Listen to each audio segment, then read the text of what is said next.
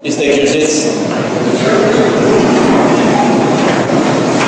The Honorable Mark Tambino, Vice Governor, the province of Pangasinan, Congressman of the 2nd District, Congressman Jumel Espino, the board members present here, maraming salamat sa pagdala niyo sa aming pagtitipon sa loob ng kampo. Of course, Mayor Paul Batawil, our host, the Provincial Director, Colonel Red. Magandang hapon. Good to see you again. Alam nyo, I've known him since way back when he was still Chief of Police of Imus, Cavite. And I tell you, he's a doer, he's a performer, and a no-nonsense officer. I've known him that well. The other cavaliers present here this evening, Congressman Akot, Congressman Sam Pagdilaw, and my former comrades in arms in the Philippine National Police. Magandang gabi sa inyo lahat. Mayor Batawil, Mayor Paul, you were correct. While Eliza was singing, I was having goosebumps. Talagang sinabi ko kay Colonel Red, sabi ko, sino nag-compose yan? Napakagandang kanta, very touching, and talagang tama, nakatama dito.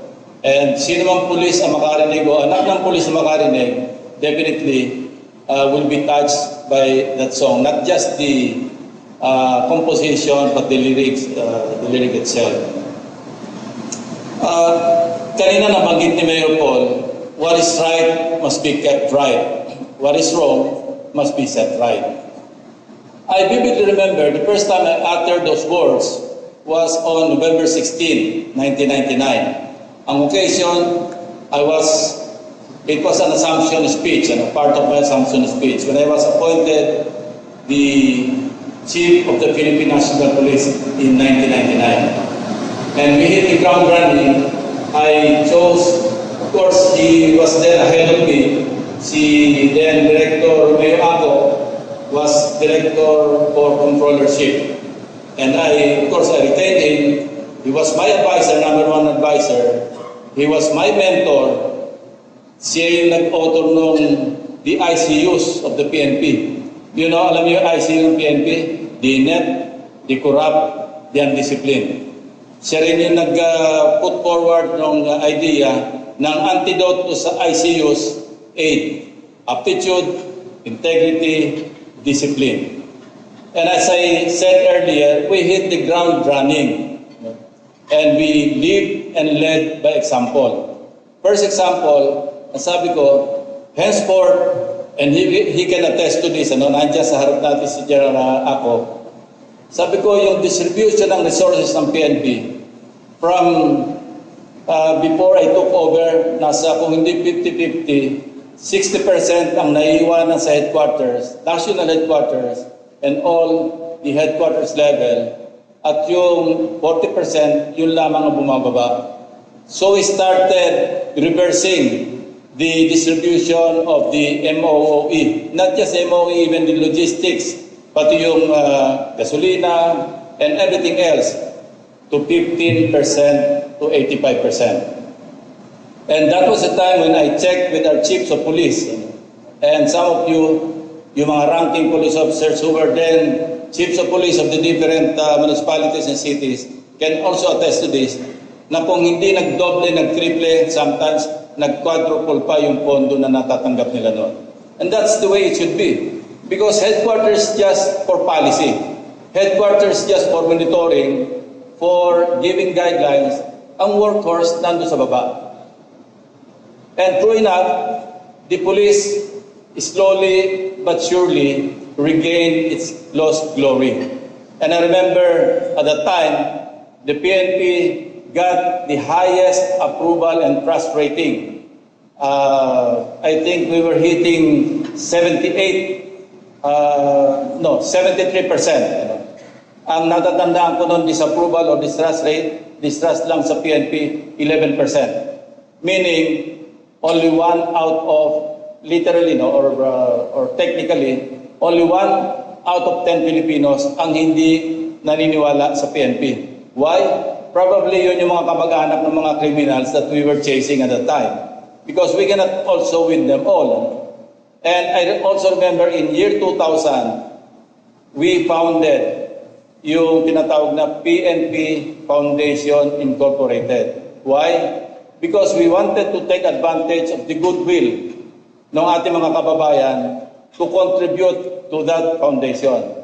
And it's a unique foundation. And I think some of the municipalities, even some of the provincial commands all over the country, received or were the recipients of donations from the PNP Foundation Incorporated. Ako po ngayon yung chairman because merong ban ng chairmanship sa foundation ng within the 3-year period na upon retirement of a chief of the Philippine National Police. So ako yung current chairman and I'd like to inform you na if you need some equipment, hindi naman ganong kalaki, we're donating yung tablets, computers, tapos yung pang-iwaran. And so far, we have already donated, I think, at least 50 million pesos worth of equipment to the different units of the PNP. The guideline, one of the guidelines that I asked the Board of Trustees, kung sino yung malayo, kung sino yung halos hindi marating, yun ang unahin sa pagbibigay ng mga equipment.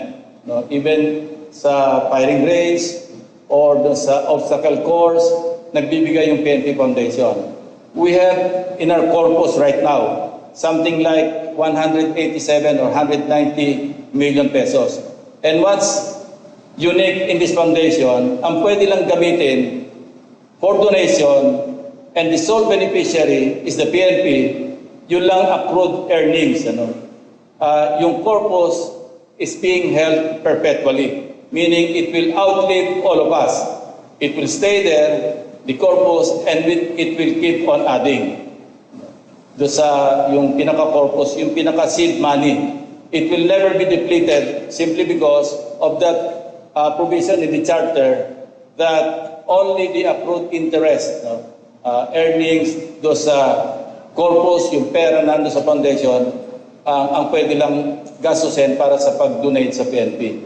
And I think yung mga chiefs of police na nandito, nangangailangan equipment, all you have to do is to write us a letter with a list of the equipment that you need. And we'll process that, and one of these days, you may be the recipient of such donation.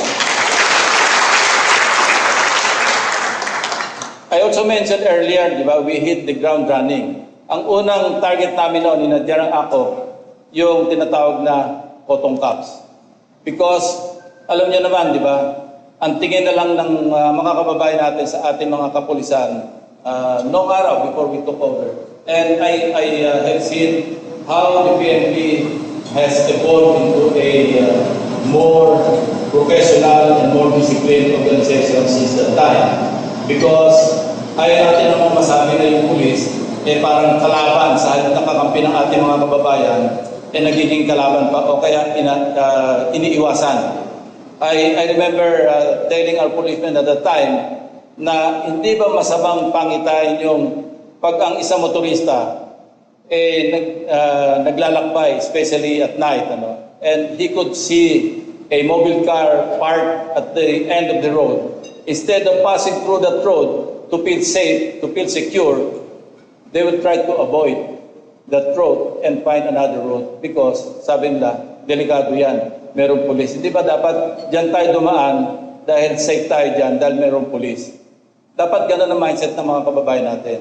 And that we try to inculcate in the minds of our policemen that we really should be more professional serve with integrity, kasi yung motto natin, di ba?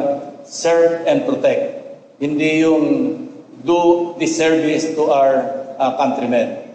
So, and I hope under the leadership of Colonel Red Maranan, because I told you I've known him since way back, the Pangasinan Police Provincial Office will really deliver the goods, the services that our countrymen or the Pangasinenses really deserve. As a senator, ito alam din ito ni Congressman Acop and the other congressmen present here. Kami rin yung takbuhan ng PNP pagdating sa budget deliberation. And I see to it, we always see to it na laging merong augmentation, yung pondo ng PNP. We have raised your MOE per capita, no? Dahil hindi natutugunan yung on a per capita basis yung MOE ng police. Yung maintenance ng mga equipment, kahit yung mga bagong procured yung mga equipment, we make sure that there's an augmentation in the national budget to address the maintenance and services of those equipment that were procured by the PNP. And we'll continue doing that. As long as we are in the Senate, in the Congress, we'll see to it that we will be your allies in the PNP. Of course, we don't expect anything in return except yung honest and good service.